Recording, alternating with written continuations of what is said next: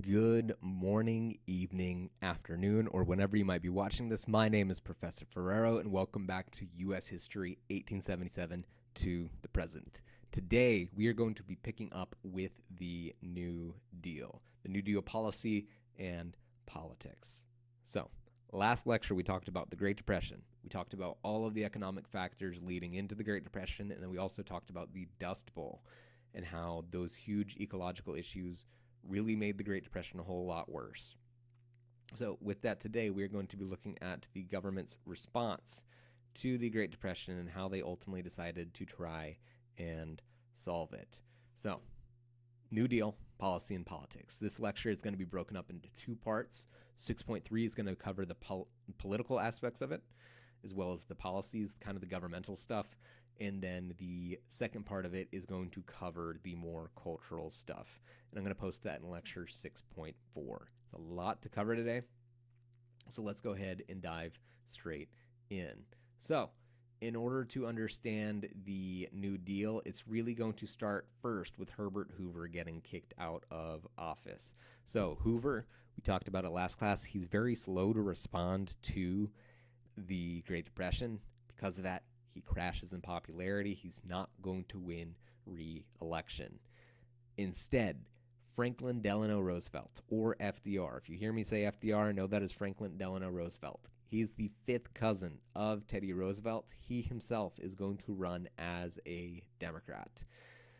Due to Hoover's unpopularity, Roosevelt's going to be the third Democrat to win since Abraham Lincoln. There's a solid 80-year period where only 3 Democrats win, and that's going to be FDR, Woodrow Wilson, and Grover Cleveland.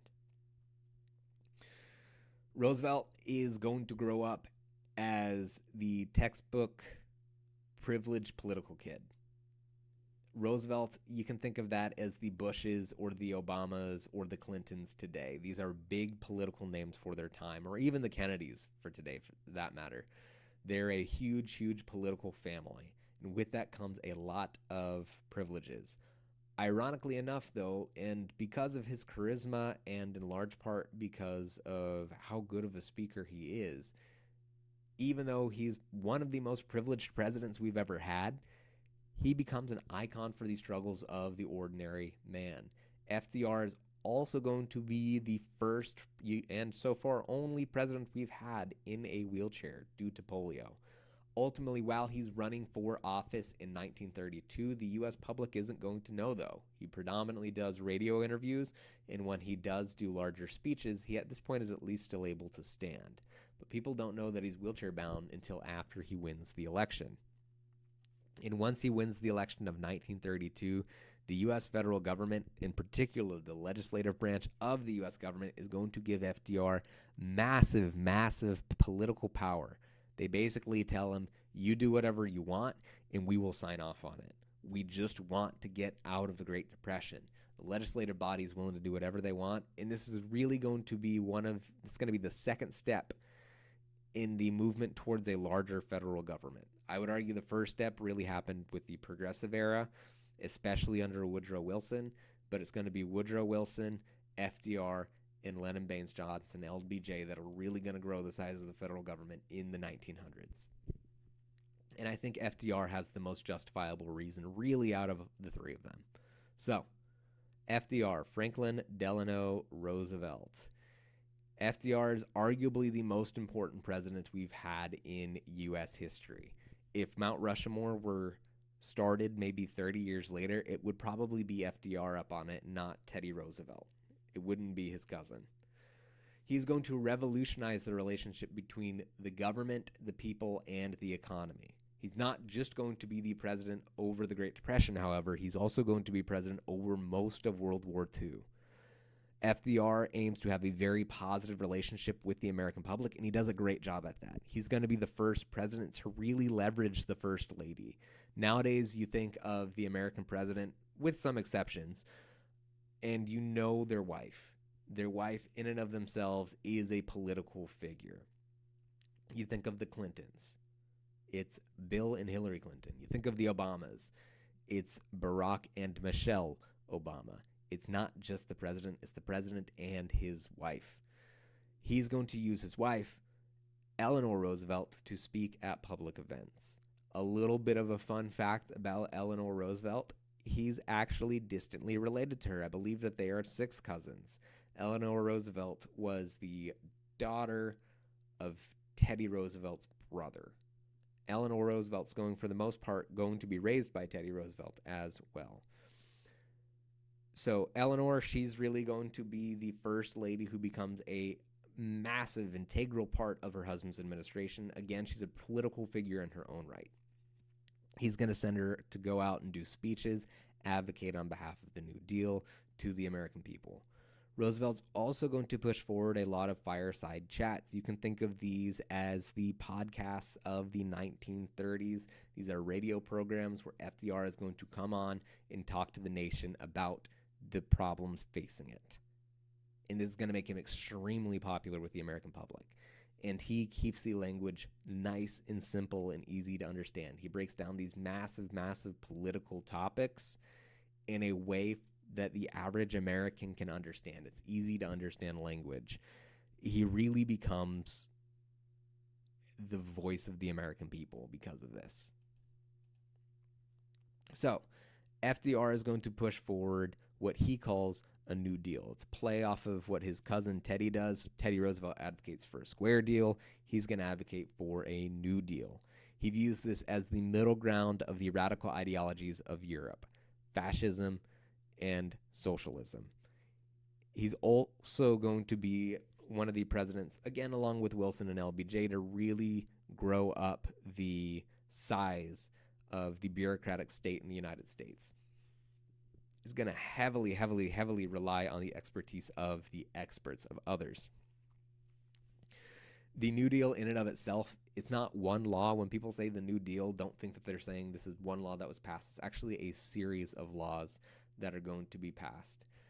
And they're going to aim at fixing the economy and getting the U.S. out of the Great Depression. They're going to offer jobs. They're going to offer welfare for people who are struggling. It's going to be a massive shift, again, between the relationship of the people, the government. However, FDR does feel this is necessary for the country. And the New Deal is characterized by 3 R's: relief, recovery, reform. You can think of this as how you would deal with any sickness, with the flu. So you have the flu, you're running a temperature of 101 degrees, and you need to go ahead and you need to get your temperature down. That's going to be relief. You're going to take Tylenol. You're going to take ibuprofen. You're going to take something to get your temperature down. You might take some NyQuil or Dayquil to go ahead and get the cough under control.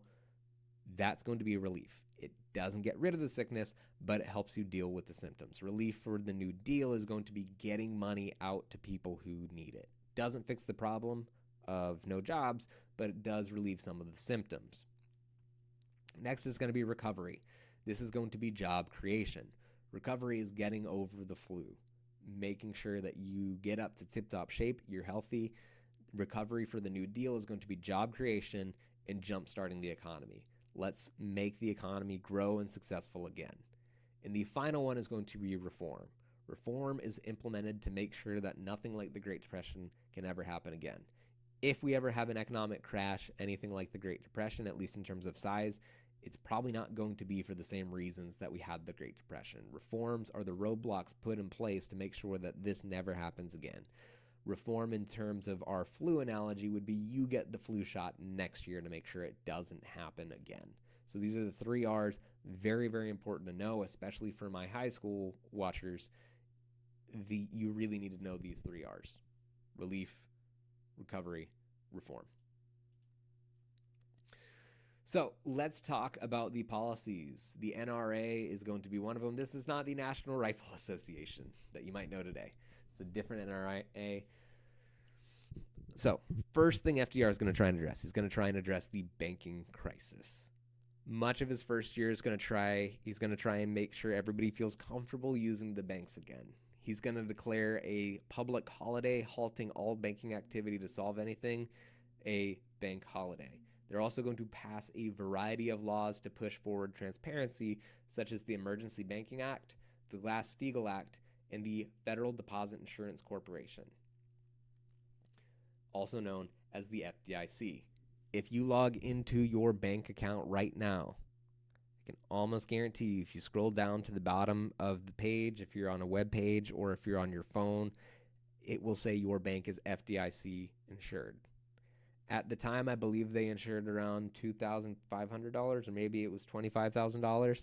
Today, currently in 2025, the FDIC insures up to $250,000 per depositor in all backed banks. If you have an FDIC backed bank, if your bank disappears like that tomorrow, you are entitled to get at minimum back $250,000.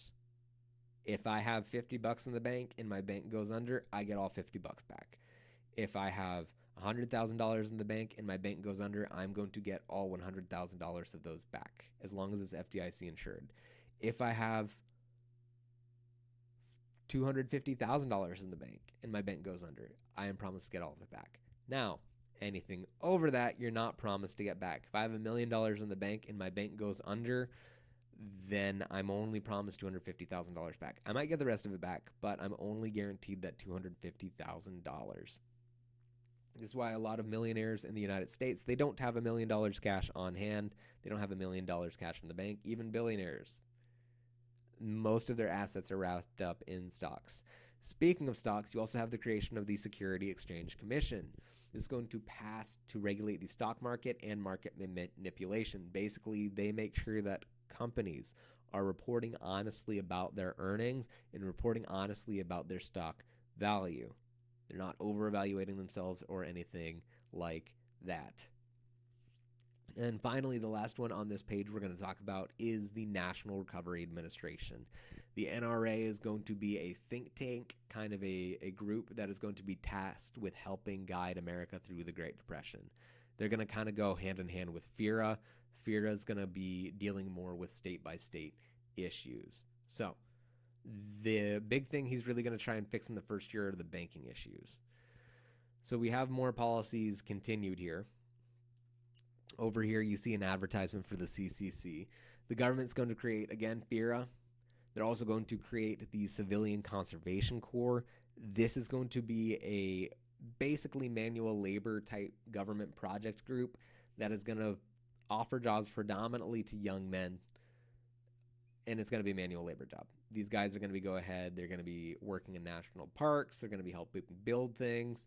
You also have other public works projects aside from the CCC, like the PWA and the TVA, the Tennessee Valley Authority and the Public Works Administration. You also see the creation of the AAA, the Agricultural Adjustment Act. They're going to try and raise prices on crops by setting quotas for crops, basically telling farmers don't grow too much, because if you grow too much, it's going to drive the price of the crops down. This kind of ends up putting a perverse incentive in place because farmers are going to be paid not to grow crops. They start paying farmers not to grow more, and again, that does end up creating a lot of problems as well. The biggest issue is that the AAA meant to help all farmers, but it really only just helps large farms. It ends up hurting small to medium-sized farms and tenant farmers.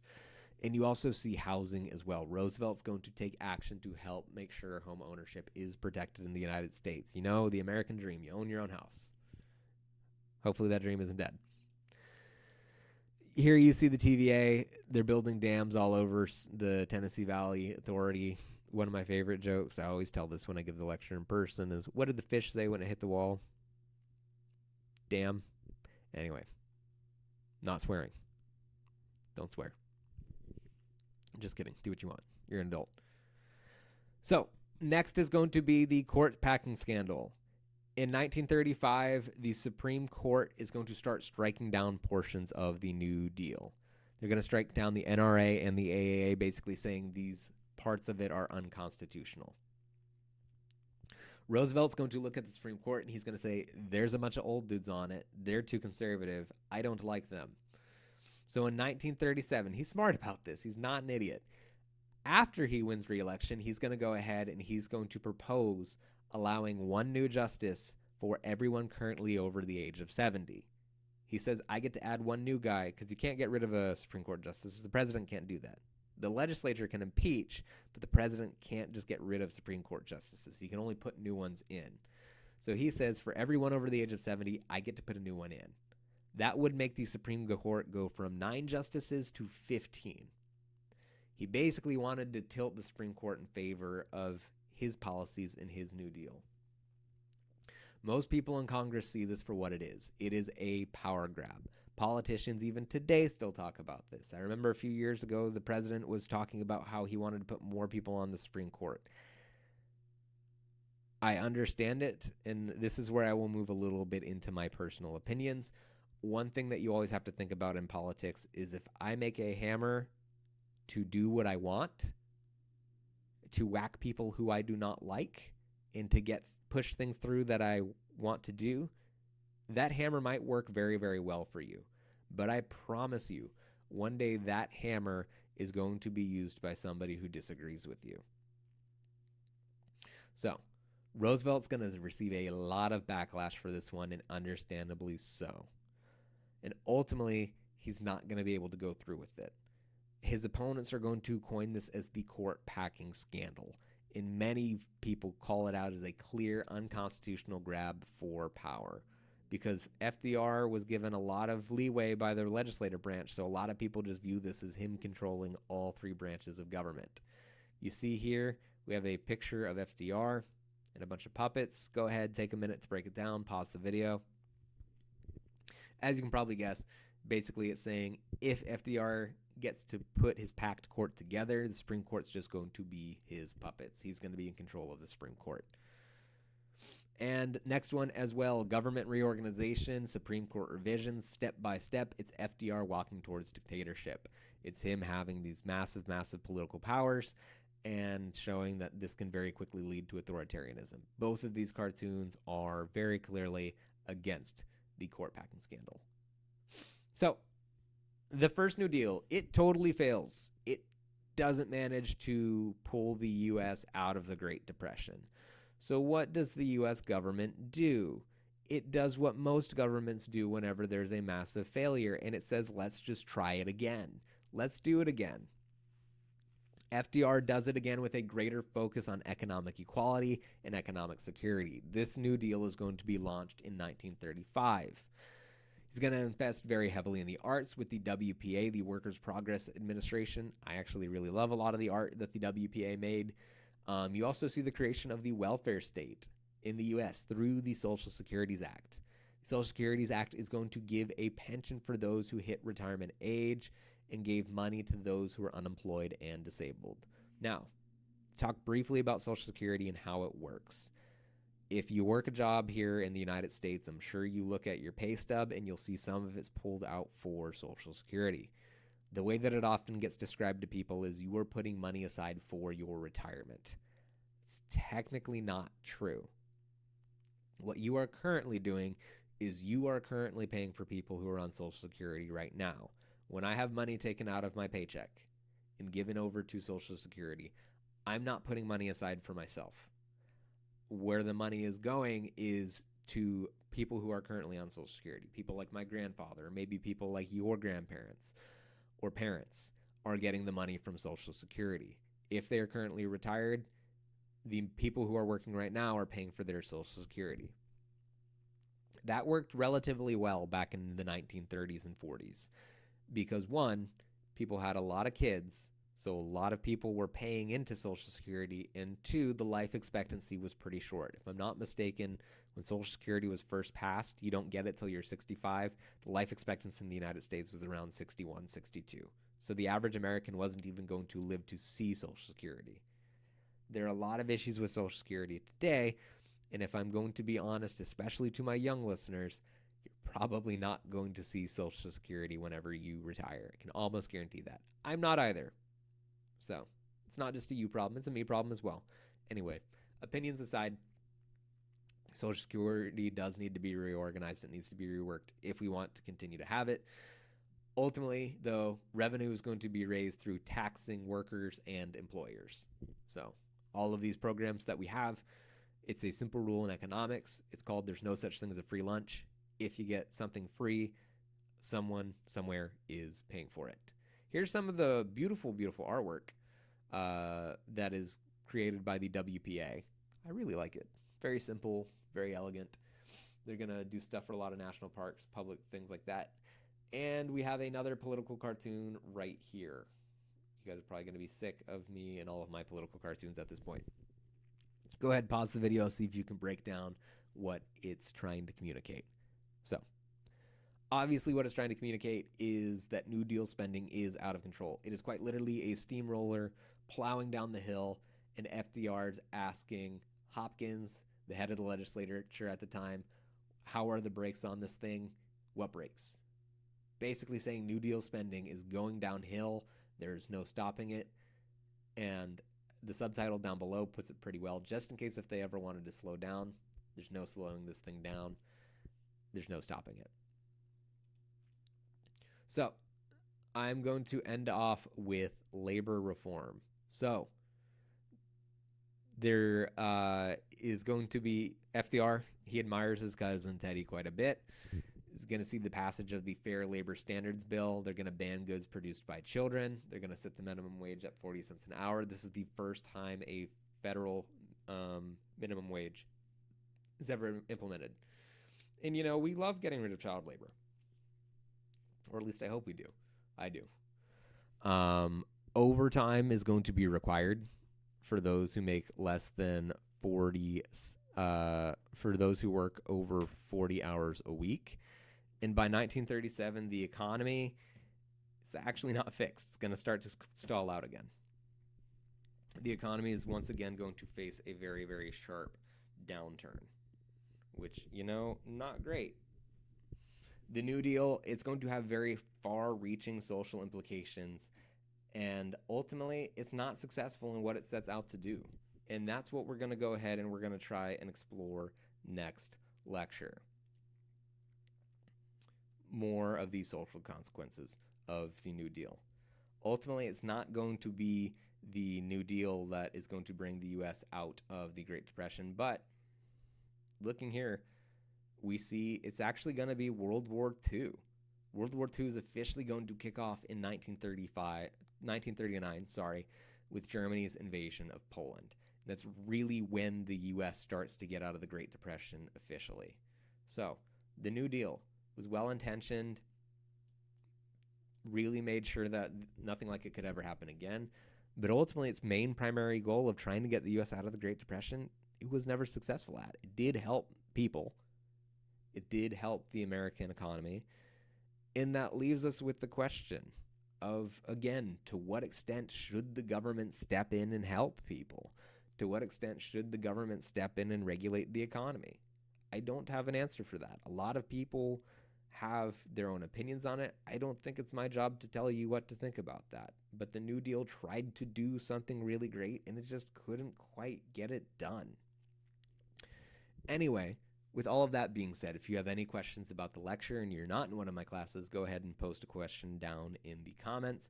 If you are in one of my classes, please write out any questions that you might have over this lecture or its contents. Bring it to class. We'll be sure to talk about it.